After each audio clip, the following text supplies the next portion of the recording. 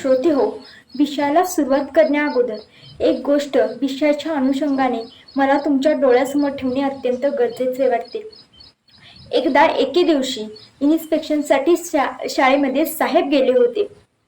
साहेबांनी एका वर्गामध्ये जाऊन विद्यार्थ्यांना प्रश्न केला की आपल्या सध्याचे पंतप्रधानाचे नाव काय. तर त्यांचे उत्तर देण्यासाठी एकही मुलगा उभा राहिला नाही.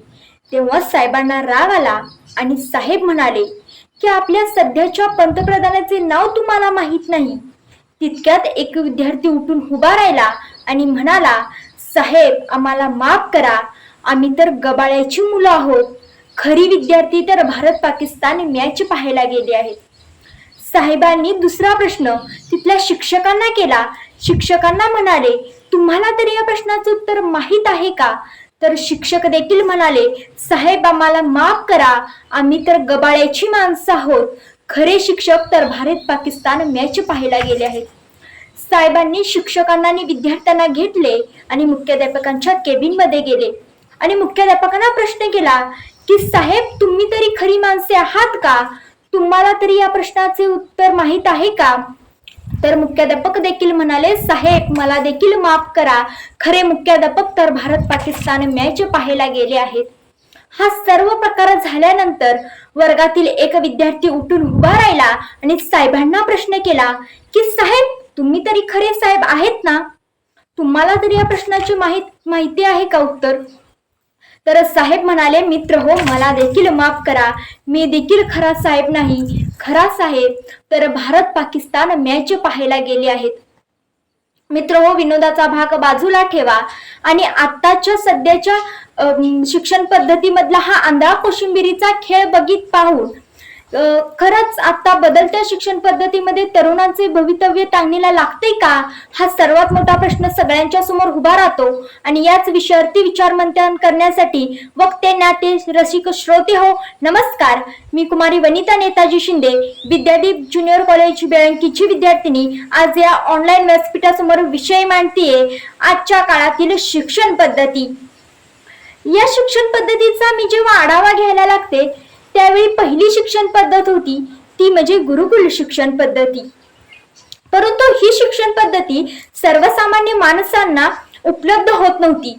म्हणून गुरुकुल, कारण या शिक्षण पद्धतीमध्ये संस्कृतीमधून शिक्षण दिले जात होते, म्हणून गुरुकुल शिक्षण पद्धती ही बंद करण्यात आली आणि मातृभाषेतून शिक्षण देण्याचे आदेश काढण्यात आले.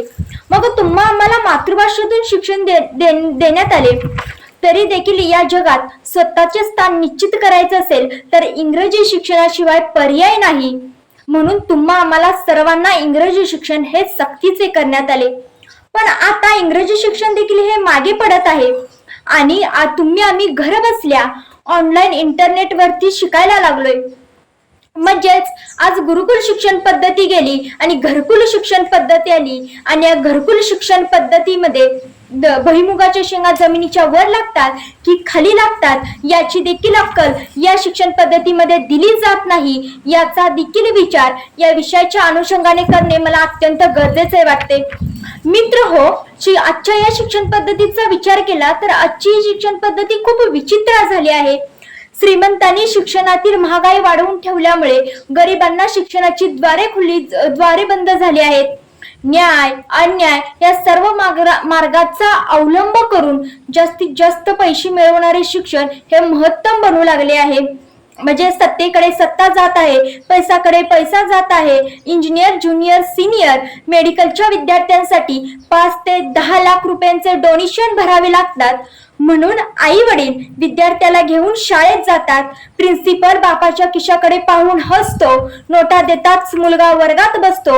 म्हणजे आज मुलाला शाळेची गरज आहे, शाळेला पैशाची गरज आहे आणि पैशाला डोनेशनची साथ आहे. तरी देखील भारत माझा देश महान आहे ही परंपरा आजच्या या शिक्षण पद्धतीमध्ये रुजू झाली आहे. मग आजच्या या शिक्षण पद्धतीमध्ये ही परंपरा रुजू झाल्यानंतर तुमच्या आमच्या तरुणांचे भवितव्य घडेल का, हा प्रश्न आपल्या समोर उभा राहतो. ज्यावेळी कर्मवीर भाऊराव पाटलांच्या शिक्षण पद्धतीचा आपण अभ्यास करायला लागतो त्यावेळी कर्मवीर भाऊराव पाटील हे 6वीच्या वर्गात असताना नापास झाले होते. त्यावेळी शाहू महाराजांनी कर्मवीर भाऊराव पाटलांची शिफारस घेऊन शाहू महाराज त्यांच्या शिक्षकांकडे गेले होते आणि त्यांच्या शिक्षकांना म्हणाले होते की यंदाच्या वर्षी भाऊरावांना पुढच्या वर्गात ढकला। तेव्हा त्यांच्या शिक्षकांनी सांगितले होते की भाऊराव ज्या बाकडावर बसतात तो बाक आम्ही पुढच्या वर्गात ढकलू, परंतु यंदाच्या वर्षी तरीही भाऊरावांना पुढच्या वर्गात ढकलणार नाही। आणि त्याच आज भाऊरावांनी येणाऱ्या कालखंडात शिक्षण रयत संस्थेची स्थापना केली आणि कमवा शिकणा ही योजना आणली। या कमवा शिकणं योजनेचे उद्दिष्ट हेच होते की तरुणानं शिकणं ही ताटमान होती आणि तरुणानं कमवणं ही ताकद होती।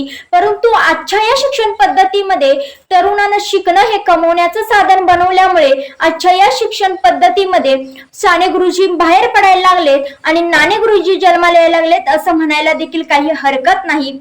मी शेवटी तुम्हाला एवढंच सांगेन की आजच्या शिक्षण पद्धतीमध्ये मुलांसाठी शिक्षण भविष्य नको तर भविष्यासाठी मुले घडतील असे शिक्षण द्या। म्हणजेच कौशल्यपूर्ण शिक्षण देणे हे आत्ताच्या विद्यार्थ्यांसाठी अत्यंत गरजेचं आहे। आज बरेच जण म्हणतात की इंग्रजी शिक्षण हे वाघिणीचे दूध आहे, हे मला देखील मान्य आहे। जर इंग्रजी शिक्षण हे वाघिणीचे दूध असेल तर मातृभाषेचे शिक्षण हे आईचे दूध आहे आणि मुलाला वाघिणीच्या दुधाची गरज नसते तर आईच्या दुधाची गरज असते, कारण आईचे दूध हे कधीच वाया जात नाही। एवढाच आशावाद व्यक्त करते आणि इथंच थांबते। मनपूर्वक धन्यवाद।